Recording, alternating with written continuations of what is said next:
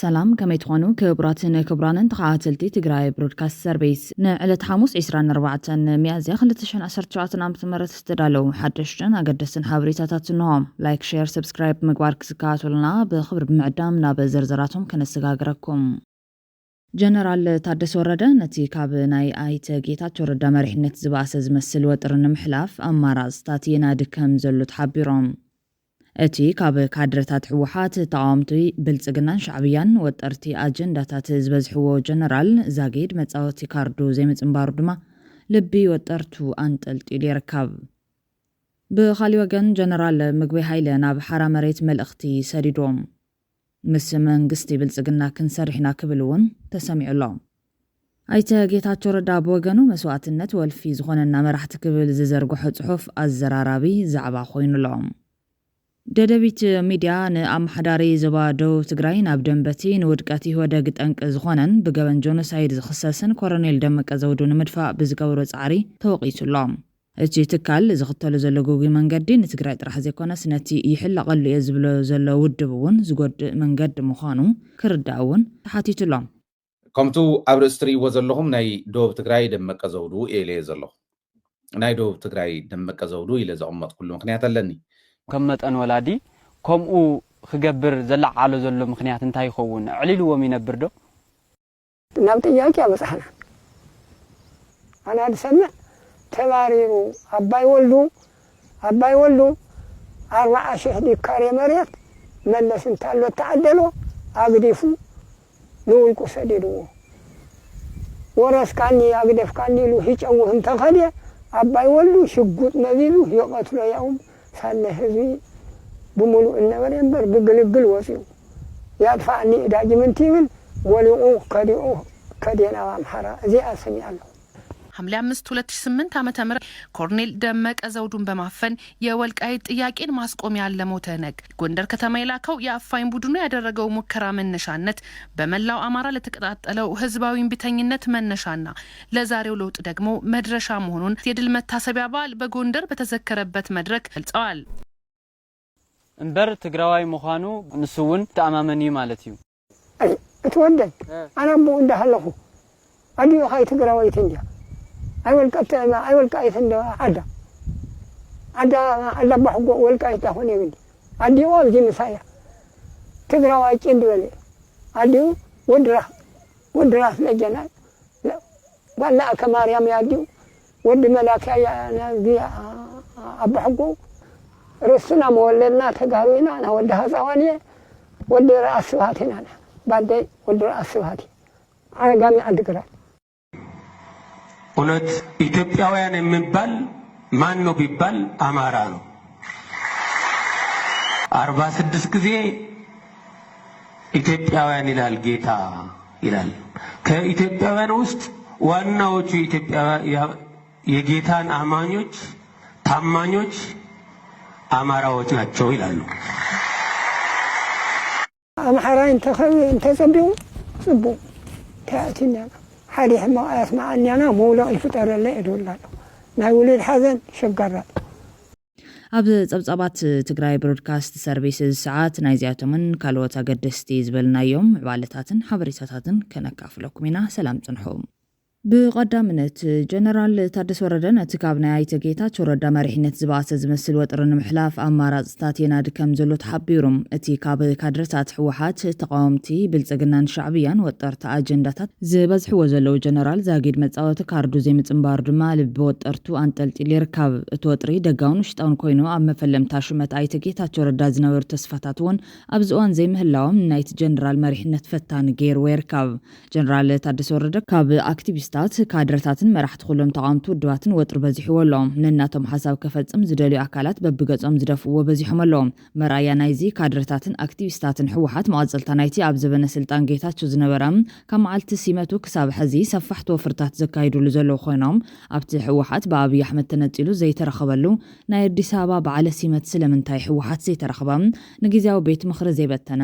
ኣብ መራሕቲ ዘዋደው ስጉምቲ ዘይወሰደን ካልኦት እናበሉ ካብ ኢዶም ከይወጽእ ገመድ ሕጺሮም ياسرو كم زلوهم تعذبتي زقلت زلوهم بتماثال منقدي تقامت ودباتون ودورده بحيل سراويتن حوحاتن زمتم كابينيو بحوحات زملام لأخ حوحاتي لهم نسلطانو عفلوت أخليهم حانيقهم حيزم وكم زلو إزوم تعذبتي قلتهم قجل لقيتاتشون نبر دقفت جيزاو محدار ندمات حواباري مفنكل سلطانو من منقس نتو من جيروم سلزوسدوان سلح قلد من نابلة زبلعهم سب جيروم سلزرئوان بقللو كابرسو زوردو كم زي يخونون يغنزبو لهم بخالي قد بلتقنا بوش تشرحتات النعلمة بدقدما سغتا زمرت أمسيلو تقراين تتحمس برحقو كمسنا بلير إلا زبل ناس تعزب تزكافلت أقاي قبر متن ودور ردقن حزون ميزانة حيزون مخادي فتن كم زلو إزقلت برقت إيدو زهابلهم نقرات زلوون اللو لحوحات كابينيو أركيبيوم سلطان أزاز سراويتون أركيبيوم قدمون أبو أين برنزبل تتعذبي بخالي وقندما بيت مخرب بتنو زبل تغطت تبزحو ولات بيت مخرب زاقيد أي بتنون سراحتهم قلتل من قد زفقاد اللهم يمثل ولا نسهم أي قبلو طعام تودواتون بشم بيت مخرب رخيبو أزاري وكبلي زغنزب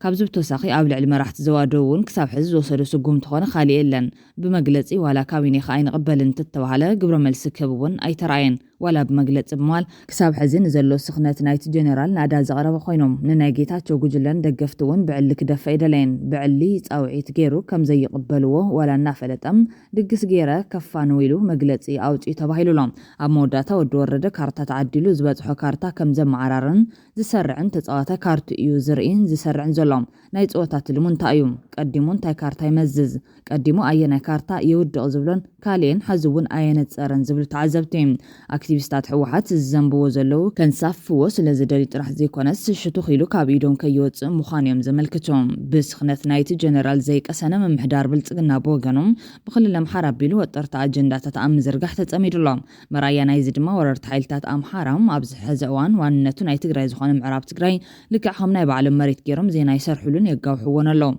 لعلو زخون وقت دما يتكزز بزبل سيام زفلت أو حات إرقزي بزحات عطوقات يسلطونون يمرغون اللهم كويناتون يتحتر اللهم فيدرال منغست إثيوبيا زخلو تكباراتهم ناراي ناسمع سقطا مريت سلو زلو مقنيات دما نت تكباراتهم سلازي دقفو طرح زي كونام نتي حدش ممحدار نمرباش مخانيوم تنتنتي زقلتو زلوم مرحنة جنرال تادس ورد دما نجيزيونا فيدرال منغست طرعان يقرب كم زلي فلتيوم أوز قداي ريتو زهابة سلمونا رأس تبهال صحفي كونيلو أجندا غريتو مسعودوغات كل الأمحارات حبابيرو نزسرح زلو منغستي طرعان قريب كاف تحك تركبي الكام حساب يوهنتي بماليو كالي أمارات كإلاش زحتت انتاي داي قبر زبلة الصحفي قدامي مرحنة تقراي قداي معراب تقراي ناي ترف ساعات تسرح غيرو كوس ديبلون مول عاقمون جيزون ساويو أو شتعدن أو تزازل هزب تقراي تحبابيرو بمول حيلو كوفر للوام هزبي سراويت منغستي بحد هرمت لبين حد علامة بحد النت كعسل اللو بماليو زلابهم كالأي مرحنة تقراي كابتي تحز قدف زعينتو بوليتيكا كايدا كوت اللو زبلة الصحفي أبزح الساعات بوغن مرحت كل الأمحار يخون بدقف فيدرال منغستي زنزح زلو بروباغندا أو تقراي زلو ستوسون حيلتات مس منغستي إرتران عطوقات فانون كوينوم نفيدرال منغستي كعالو يحاسب اللو زبل منافح بوليتيكا يقاوح لهم إذا حق إنه اللو ديو يبولن بزي قدس أنصار تقراي نستسلف حيلتات قلنا بحدا يتأمرم اللهم منغست فيدرال دما نزخم عبي مخنيات حاسبو كم زيبل اللهم وعلى بريتوريا سلز فرمناينا مسفانون منغست إرتران تفلالينا زلنا نسوم قن مسفانون منغست إرتران تلافينهم كوغونا يحنن اللو يبل اللو فيدرال منغست إثيوبيا أبزح زوان سرعات بلتقنا نمعراب تقراي كم ناي مودات عمتزاوت بوليتيكا وكارتا غيريو حيزو زلهم معراب تقراي ناوان نتاتو ناي مملاس دليتون زلو يمثلن زبل تعزبتي بمكفال بوغن مرحنة تقراي نزستقلت خس بلتقنا ألو تاويخون أونتاو ملسك بلو يقبا كبل حاتيتو لهم كم تزبهال زلت امدو مسفانون منغس إرتران تدا ألوم كوينو أستيمم حيزوم شمتم قتيروم تتعون يفتقرو زبل التريتو هابي من معينت امدو يبلنان زبلون تدا خوينوم دمان هزبن هاقرن بزامن منقدي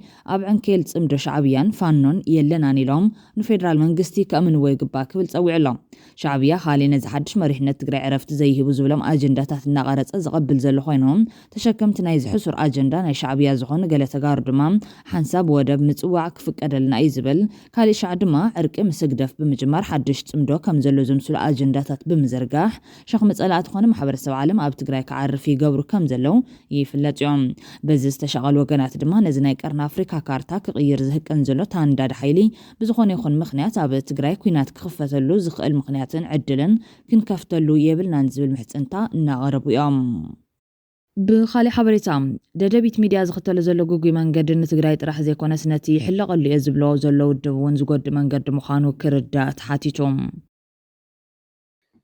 كمتو ابرستري وزلهم ناي دوب تقراي دمك زودو إلي زلو ناي دوب تقراي دمك زودو إلي زعمت كل مخنيات لني مخنياتو دوب تقراي نام حرا نخد كيد دوب تقراي اتهم عوشت دوب تقراي زنيو نام حرا حيلي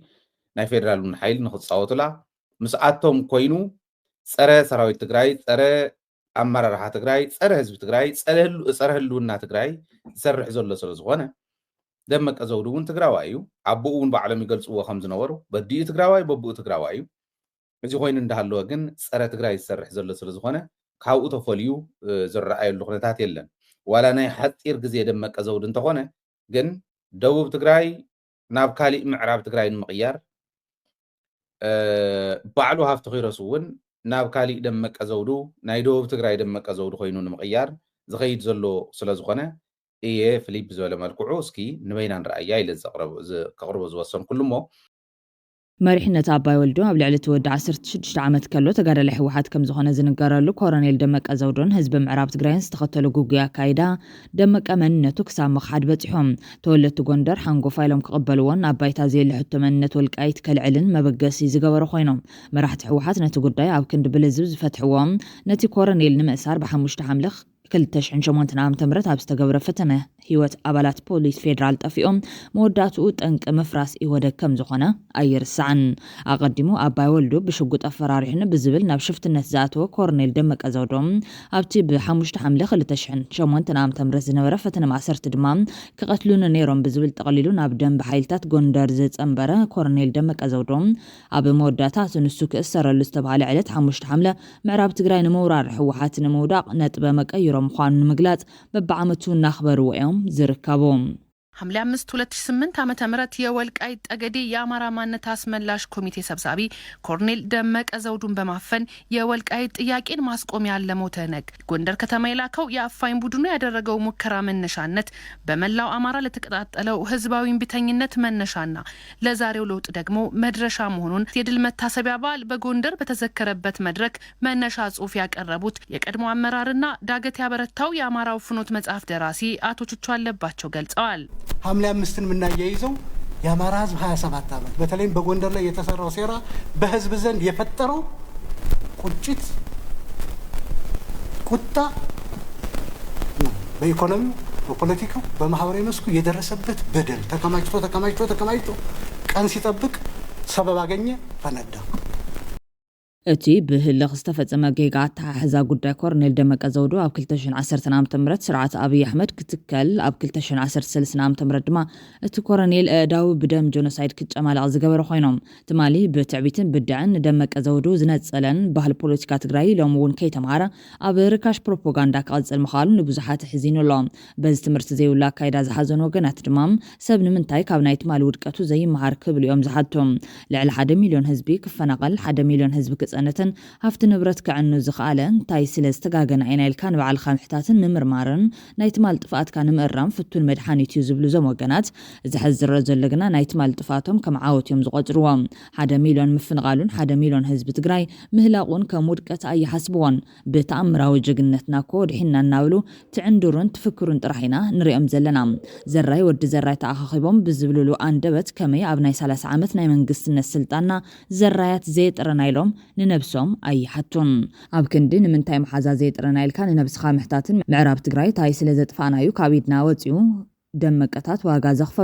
زخفولنا زلون الكا محتاتن من مرمارن حزون كالي معراب تقراي كتفتر بتنايت مالي نايدون قرنا من قد مقعز نمنتاي يمرات كبل يوم زحات زلوم نمخانو كورنيل دمك أزودو سلمنتاي من نتوكسا مخحد بتحهم نسو أمحار عي كبل زقدو دخان تايز بالحتوتات كبقاسو قدوم كوينوم نزحتو زملكات ملاش زهابو ولاديو بزمن قدام مستر ملس زيناوي استوهاو صفيح مريت أب زمن أباي ولدو من تالو كياكل بشقوت كسا مفر راح بمبسحو مخانيوم قد عامتات أبزهبو مزخاخري زقالتهم 86 زعمتهم بعد عدم صقاه أبو كونريل دمك أيته زودو أيالي أيوم مالتيو زودو أيالا ولد أيالا ورو ولد نقصي ورو بحال تولى الكل عدي ላልጨና እንዳስላሴ አደኸም ለኢየሱስ ይባል ኮነሬል ደመቀ ዘውዱ ወደሚዩ ባዕለሙና ልዕለሙዮም ናብቲ ዕጥቃው ቃልሲ ማዓዚ ተጸምቢሩ አውዚ ዘሎ ኩነታት እስኪ ያዕልሉና ወደ 16 እንትን ታዓቲው ኸይዱ መስያሃደ ቀደም ማለት እዩ ወይ ቀደም 16 ዓመት ዕጥቂ ታዓቲው ኸይዱ መኮንን ዳኛ ይባል ነበር ሰባሓት ነው ደንጎር ሸኻ ማርያም አብዩ አብዩ ኸይዱ ሕጂ እንድሕር አብዩ ምስ ወያኔ ኾይኑ አቡ እንዳጠየቀ መዚው አፍታማዶ ኾይ አማላኺቶሞ መዚው ሪኒ ነክሳዳ በተላኢኹም ሰራዊቱ ኾይኑ انتي من لف ماليسو كالا مازيو ودايلي اخبري طيلي حريدي اخبري تحقشي تقبلي ህዝብ ወልቃይት ናይ ማንነት ሕቶ የብለኝ ይዝብል ኮነሬል ደመቀ ህዝብ ወልቃይት ትግራዋይ ኮነን ብዝብል እናላ ዓለይ ዝርከብ ህዝብ ምሓራን ህዝብ ትግራይ ድማ ብዙሓት ዓመታት ወን በሓደ በሃይማኖት በታሪክ ወን ዘራኽብ ብዙሓት ታሪኻት ኣለዎ ስለዚ ንሶም ከመጠን ወላዲ ከምኡ خجبر زلع على زلوا مخنيات انتهى يخون عليلوا ومين بردو نبت إياك يا بصحنا أنا أسمع تباريرو أباي ولدو 4 شهدي كاري مريت ملس انتالو تعدلو أقدفو نقول كسديدو ورس كاني أقدف كاني لو هيج أوهم تخلي أباي ولدو شقوت مذيلو يقتلو يوم سنة هذي بملو النور ينبر بقلقل وسيو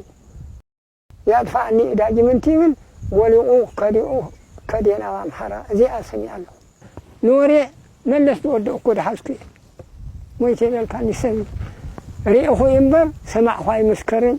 يتوالنا حكيات حزنا خيدي أو دخلوا المجال ريئه ينبر حجون سمعه الكاي وقع تابت أيام كاني كمونا يتودي دخلوا ينبر أنا ذي وقع لني ليه لو كان يحتاج صحن تكون كاب صحيح نعي هدا اللي مثلا أباي ولدي يرخوني هندي سلطان دالو سبعي أما ويد سمعهم برانا وكان قدنيا ويموالتو ويمزامتو زيجرو ودي بحالا سمعهم باوي تبارري سمي أي لكالو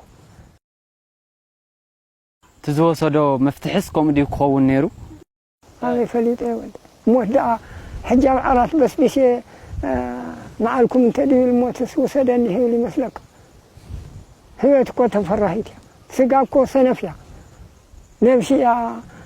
عيد ملأ عنده الوزع مملت إيدي والأنبر نملأ بحالي دا فريه كل فطور دا فريه كل إنسان سائدا يفرح بلاعي وأتالي ودا يفرح أنبر موت دا يفرحه كوي بطية يتاخص كاشال النيرو يوزحني دا يلدا خميل ودوي يلدا ده الله ويزحه السائدا وقع خوان قالوا ما بعلو فد عيني لبيه والو إذني مسمعيه والو تابت النور كوسي ذي حشنين تقولوا نايب عليا أمحرين تخوي انت صبوا تأتينا حالي حما أسمع أني أنا مولا يفتر اللي يدول له ناولي الحزن شقرات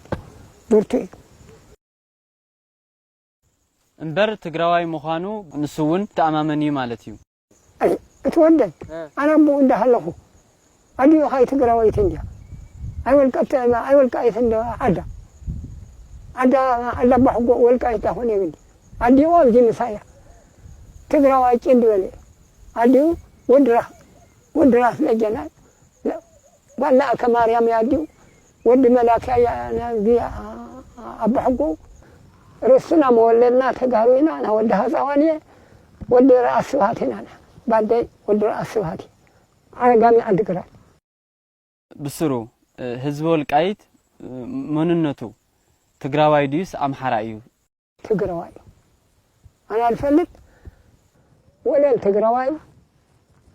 والقايت تقراواي نفلتينا 7 والقايت نصف تقراواي نحنا تقرون ناسنا دمرنا منقصنا عين الوط كحل فيه هاي تنورشي تطيم أفطارية موج أدولو قال حيزي أخذنا بمنم تأمر عندنا تهيل كلا ونسأل أفكار مجادلة كسمو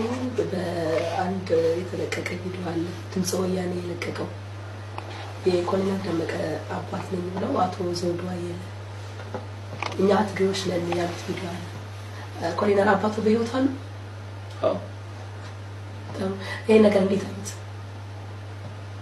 እንደው እሳቸውስ እንደዚህ ያሉት በምን አይነት ሁኔታ ቢያጨናንቋቸው ነው? አይ እሱስ እኔ አላየሁትም። በእርግጥ ቴሌቪዥኑ ግን ሰዎች ነግረውኛል። አባት ትግሬ ነው ብሎ ተናግረውኛል። አስገድደውት ነው አሁንም እንደምንለው ያለን ሆዳም አማራ ሆኖ በዚህ እድሜው ያው ለጥቅሙ ለተታለው ነው አላውቅም እሱ። ነገር ግን አባቴን የትግራይ ዘር እንደሌለው ከዚህ በፊት ነግሮኛል። ከየት እንደተወለደ በአባቱ በእናቱ ከየት እንደሆነ ነግሮኛል። በአባቴ ሰሜን በየዳ ወለዳለሁ ብሎኛል። በእናቴ ደግሞ ጠገዴና አውራ የሚባል ወልቃይት ወረዳ ከዚህ ከሁለቱ ትወለዳለች እናቴ ብሎ ከነማን ዘር እንደሆነች ነግሮኛል። ስለዚህ ከትግራይ በኩል ምንም ትውልድ የለኝም። ቶም ዲመስክሩ ባዕሎም አናና ባዕለ ዲመስክራ ባዕለ ኣብቲ ዕጥቃው ቃልሲ ምስ ነበረ ምስ ተቐቢሎም እዮም ኣሓቱ ሻዓ መርአሙ ብኩሎም ኣሓቱ ምሳኡ ኸይዶም ሓዲሮም ሳዳቃ ሪኦም ኣይፈልጡን ነይሩ ሳብ ሕጂ እውን ተሓጒሸ ኣሎ እንዳበልኩ ግን ከምዚ ኢሉ ኣብ ክልተ ዓዲ ይሳቀ ይዋረድ ኢለ ሓሰብኳን ነይረ ካልእ ስልጣን ክያመፅእ እዩ ኣዲኡ ዳይሬቶ ናዲኡ ድኸልእ ዕድሜ ክቕፅለሉ ኢለ ነይረ እሞ ትግራዋይ ማለት መዛረብና መናበሪና እየቋንቋና ዳሃብየ ፈጣሪ ብቋንቋ እምበር ብግእዝ ከምናይና ዱ ኣሎ እዩ ኣረሚ ኩሌው ዙርያ ብቋንቋ እንዲዩ ንሕና ሕጂ እንግሊዝኛ ንፈልጦ ዲና ናትና ኣምሓርኛ ናትና ትግርኛ ሕጂ እዞም ኣህዛብ ዙርያ መለስ ይፈልጥዎ ድዮም ኣበይ ይፈልጥዎ ንሕና ሰሚዕና ገሪሙ ገዲፉና በዚ ምስ መሪሕነት ትግራይ ዝተጀመረ ቅርሕንቲ ምዕራብ ትግራይ ናብ ጎንደር ክሓወስ ድቃስ ዛነ ኮርኔል ደመቀ ዘውዱ ነቶም ካብ ሞት ኣትሪፎም ንዝብሎም ኣካላት ካብ ኩሉ ህዝቢ ኢትዮጵያ ንፈጣሪ ዝቐረቡ ብምባል ክገልጾም እንከሎም ወላዲኡ ትግራዋይ እዩ ብምባል ንዝህብዎ ኣቦኣዊ ምስክርነት ግን ኣይኮንኩን ብምባል እዩ ዝኽሕዶም። እውነት ኢትዮጵያውያን የሚባል ማን ነው ቢባል አማራ ነው። ያ እኔ ዝም ብዬ አይደለም። ብዙ የታሪክ ምሁራኖች እንደነገሩኝ የሃይማኖት አባቶች እንደነገሩኝ በመጽሐፍ ቅዱስ ኢትዮጵያን 46 ጊዜ ኢትዮጵያውያን ይላል ጌታ ይላል። ከኢትዮጵያውያን ውስጥ ዋናዎቹ የጌታን አማኞች ታማኞች አማራዎች ናቸው ይላሉ። እዚ ካብ ቅርሕንቲ ዝተወለደ ናይ መንነት ክሕደት መወዳእቱ ብገበን ጆኖሳይድ ተጨማሊቖም ይኹን እምበር ክሳብ ሰዓት እዚ እቲ ኮሎኔል ኮነ መሪሕነት ትግራይ ካብ ጌጋኦም ክምለሱ ኣይረኣዩን። ኮሎኔል ደመቀ ዘውዱ ምዕራብ ትግራይ ናብ ጎንደር ናይ ምሕዋስ ፕሮጀክቱ ኣሕይሉ ዝቕፅል ዘሎ ኮይኖም መሪሕነት ሕወሓትን ደገፍቱን ድማ ዝተረፉ ደቂ ትግራይን ኣብ ምብታን ተጸሚዶም ይርከቡ። ኣበይ ከይበጽሕ ብምባል ንደመቀ ዘውዱ ኣረመኔ ዝገበረ ጎጎይ መንገዲ መሪሕነት ሕወሓት ነቲ ኣባን ጆኖሳይድ ትግራይ ካብ ኣሜሪካ ዝተጋደለ ሸዊት ቢተውን ተመሳሳሊ መንገዲ እዩ ዝኽተል ዘሎ ዝመስል። ክሳብ ሰዓት እዚኣ ብጀካ ጀነራል ታደሰ ወረደ ካሊእ ነቲ ጉዳይ ፍሉይ ኣቓልቦ ሂቡ ብልዝብ ክውድኦ ከም ዝደሊ ዝገልጽ ኣይተራእየን። እዚ ድማ ናይ ዘይምርድዳእ ተሓዋኢፍካ ናይ ዘይምንባር ናይ ዘይምክኣል ብዓይኒ ሕስድና ምርኣይ መግለፂ ምዃኑ ዝእመን ኮይኖም ናይ ፖለቲካ ኣፈላላይ ዘለዎ ብኣፈላለዩ እናባረርካ ክሳብ መዓዝዩ ክንበር ዝብል ሕቶ እዩ ኣበጊሱ ዘሎም። ቅድሚ ሕዚ ደመቀ ዘውዱ ምስ መራሕቲ ሕወሓት ብዘይ ምቅዳው በደል በፂሑ ነይሉ ንሶም እውን ኣጥፊኡ እናበሉ ብግዜ ነገራት ኣብ ክንዲ ምእላይ መሬት ተኾይኑ እውን ንሓደ ሰብ ዋላ ሄክተራት ኣብ ክንዲ ምሃብ ብኣጉል ህልኽን ትዕቢትን መቃልስቶም ካብ ጎኖም ብኹትር ቅርሕንቲ ክፍለ ክኢሉ ዝብሉ ተዓዘብቲ እዮም። እዚ ኣዚሩ ዝሓስብ መራሒ ስለ ዘይነበረና እምበር ንደመቀ ዘውዱ ሄክታር ምሃብ ዶ ይቐልልስ እዚ ኩሉ ኣብ መላእ ትግራይ ዝተኸፈለ መስዋዕት ኢሉ ዘወራርድ መሪሕነት ብዘይምንባሩ ደመቀ ሕንኡ ክፈዲ ኩሉ ዓቕሙ ተጠቒሙ ጽንፈኛታት እናወደበ ጸኒሑ ይብሎም። እቶም መራሕቲ ክሳብ ናብ ትግራይ ዝባረሩ ኣብ ኣዲስ ኣበባ ይስዕስዑ ነይሮም። ንሱ ስራሕ ይሰርሕ መወዳእቱ ድማ ንሱ ናብ ስልጣን ንሳቶም ድማ ቆላ ተንቤን ኮይኑ ዕጮም እዚ ኩሉ መበገሲኡ ብዘይገድስ ሰኣንን ውሕኻ ምሕሳብ ዝመፀ ድንቁር ናይ ዝብል መዘኻኸር ብምሃብ እዚ ከያክል ሕዚ ድማ በዓል ሸዊት ቢተው ጀሚሮሞ ዝበሃል ዘሎ ምንቅስቓስ ኮነ ኣይተሃፍቱ ኪሮስ ምስ ኮሎኔል ደመቀ ዘውዱ ምንፅፃር ከኽፍለና ዝኽእል ኪሳራ ቀሊል ከም ዘይኮነ እዮም ዘገንዝቦም። ሕዚ እውን እቲ መሰንኮ መፍትሒ ንኩሉ ዓይነት ፍላላይ ክኢልካ ብውሕሉል መንገዲ እዞም ኣብ ሓራ መሬት ዘለው ብሸዊት ቢተው ዝምርሑ ሰራዊት ምርዳእ ምዃኑ ዝእመን ኮይኖም ትዕቢትካ ቀኒስካ ንስለ ህዝብካ ትሕት ምባል ምንም መማረፂ ዘይብሉ እዮም እንተዘይ ኮይኑ ግና ኣብ ክንዲ ደመቀ ዘውድታት ከይፍጠሩ ምክልኻል ብሓሳብ ዝተፈለዩካ ምስ በዓል ደመቀ ዘውዱ ክምደቡ ምግባር ደመቀ ዘውዱ ዝበለፀ ሓይሊ ክረክብ ምግባር ከም ዝኾነ ምርዳእ ኣገዳሲ ምዃኑ እዩ ዝግለጽ ዘሎ ሕብረተሰብ ደቡብ ትግራይ ልክዕ ህዝቢ ምዕራብን ኩሎም ከባቢታት ትግራይን ተባዕ ብትግራዋይነቱ ዘይደራደር ምዃኑ ኣብ ዘመነ ደርጊ ኾነ ኣብ ናይ ቀረባ ናይ ብልጽግና ጆኖሳይዳዊ ኩናት ብኸም በዓል ጅግና ወያናይ በርሀ ጉማ ዝበሉ ዘፍረየት መርኣያ ጽንዓት ምዃና ይፍለጥ እዮም እዚ ህዝቢ በቶም ብትግራይ ዘይድቀሱ ጸላት ተኸቢቡ ልክዕ ከምቲ ኣብ ምዕራብን ጸለምትን መንነቶም ሓራይን ምግባር ዝፍተን ዘሎ ተፈቲኑ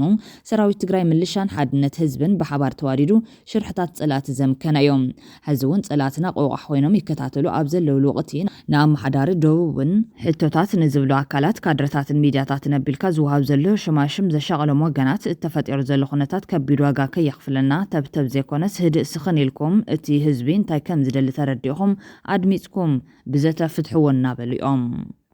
ትግራይ ብሮድካስት ሰርቪስ ነሰዓት ዜናብ ዘዋደዱ ካሊ ሓበሬታት ተሰጋጊርና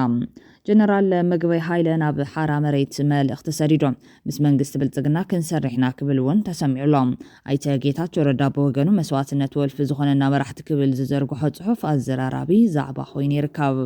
ዘይርሳዕ ውዕሎ ዘርእስታ መጽሓፍን ዶኩመንታሪ ፊልምን ብዕሊ ተመሪቓ ንንባብ በቂዓላ እታ መጽሓፍ ብኣርሚ 11 ኮር 113 ዝተዳለወት ኮይና 285 ገጽ ዝሓዘት መጽሓፍ እያ እዛ መጽሓፍ ውዕሎታት ኣሃዱ ክፍለ ሰራዊት ደደቢት ወልቃይት ሓየት መትከለን ክፍለ ሰራዊት ለካቲትን ኮይነን መኸተካ ብጀመር ክሳብ ውዕሊ ፕሪቶሪያ ዝፈጸሙ ዓውዲ ውጋትን ዝተኸፈለ ክቡር መስዋዕትን ኢሉ እውን ብመስዋዕት መላምል ዝተረኸበ ዓወትን ብምዝኽኻር ናብ ኢድ መንበብቲ ክትበጽሕ ኪላ ነቲ መጽሓፍን ዶኩሜንታሪ ፊልምን መሪቑ ዝኸፈተ ዋና ኣዛዚ ግንባር ምዕራብ ጀነራል ምግበይ ሃይለ እዚ መጽሓፍ ስነዳ ብቐጻሊ ካብ ወለዶ ናብ ወለዶ እናተሻገረ ታሪኽን ቅያን ህዝቢ ትግራይ ዘዘኻኽር ብምዃኑ እዚ ድማ ኣብ ህንፀት ወለዶ ዓብዪ እጃም ዝፈጥር ክብል ተዛሪብሎም ኣብቲ ስነ ስርዓት ምረቓ ስድራ ስዋት ላዕለዎት ኣመራርሓ ዝተፈላለዩ ኣርምታት ኣርሚ ሱሳም 33 42 13 17 35 ላዕለዎት ኣመራርሓ ምዕራብ ግንባርን ካልኦት ዕዱማት ተጋይሽን ክርከቡ ክኢሎም እዮም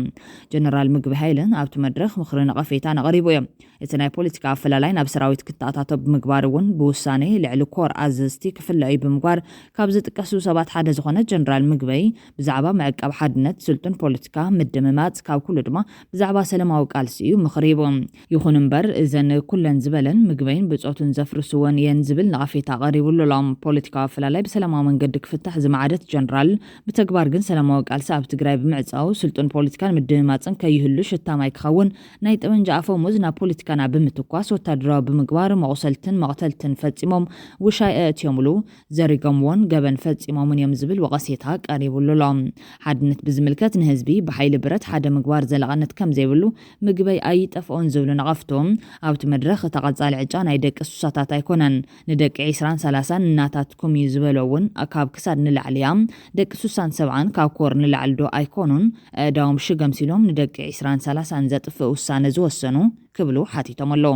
ጀነራል ምግበይ ዲፋክቶ ኣመሓዳሪ ዞባ ሰሜን ምዕራብን ማእኸልን እዮም ኣብቲ ቀዳማይ ግዜያዊ ምሕዳር ነተን ዞባታት ብግዜያዊ ምምሕዳር ዘይብፅሓ ሕዛት ገይርዎን እዩ ዝብሉ ኮይኖም ኣብዚ ናይ ሕዚ መደርኡ ግን ለምኳስ ኣይኒ ሕንኩል ሓገዝቲ ንኹን ምባሉ ሕቶታት ኣበጊሱሎም እቲ ትማል ዝነበረ እውን ያው ግዜያዊ ምሕደራ እዩ ሎሚ እውን ግዜያዊ ምሕደራ ኣለና ለምኳስ ኣይኒ ሕንኩል ሓገዝቲ ንኹን ክብል ሕዚ ምዝራቡ ስዒቡ ትማል ነቲ ብጌታቸው ረዳ ዝምራሕ ዝነበረ ግዜያዊ ምሕዳር ኮነ ኢሎም ይሕንኩልዎ ከም ዝነበሩ ኣብ ኣደባባይ ናይ እምነት ቃሉ ሂብና ኣሎ ዝብል ትርጉም ክወሃቦ ክኢሉሎም ጀነራል ምግበይ ሃይለ ነቶም ናብ ሓራ መሬት ዝኸዱ ብፆቱ ናይ ፀላኢ ኣጀንዳ ዝተሸከሙ ብምባል ብፀረ ትግራዋይነት ዝኸሰሰ ኮይኖም ነቶም ብሻዕብያ ተዓዲሞም ኣጀንዳ ሻዕብያ ዘሳስዩ ዘለዉ ኣክቲቪስታት ግን ዝበሎ ነገር የለን ሓይልና ውዕል ዝኣሰመና ምስ ፌደራል መንግስቲ ኮይና ንሰርሕ ኣይንሰርሕን ኣይበልና ንሰርሕ ኣለና በታ ውዕል መሰረት ናብ ሕጋዊ ሕገ መንግስታዊ ዝኾነ ስርዓት ክንኣቱ ብፌደራላዊ ስርዓት ክንመሓደር በቲ ናይቲ ሃገር ሕጊ ክንመሓደር ፍቃደኛ ካብ ዝኾንና ቁፅሪ ሓደ ህዝቢ ኢና ንሕና ኣው ኣይኮነን ፀገም ብኡ ንመሓደር ካብዚ ወፃኢ ንዝመፅእ ግን ህዝቢ ትግራይ ሰራዊት ትግራይ ኩሉ ትግራዋይ ክቕበል የብሉን ብሰላማዊ መንገዲ ክቃለስ ኣለዎ ኢለ ዝኣምን ካብ ብሄራዊ ኣጀንዳ ናውፅኦም ናብ ዘይኮነ ኣጀንዳ እትዮም ድውሓት ዘይፍለጥ ነንባዕልና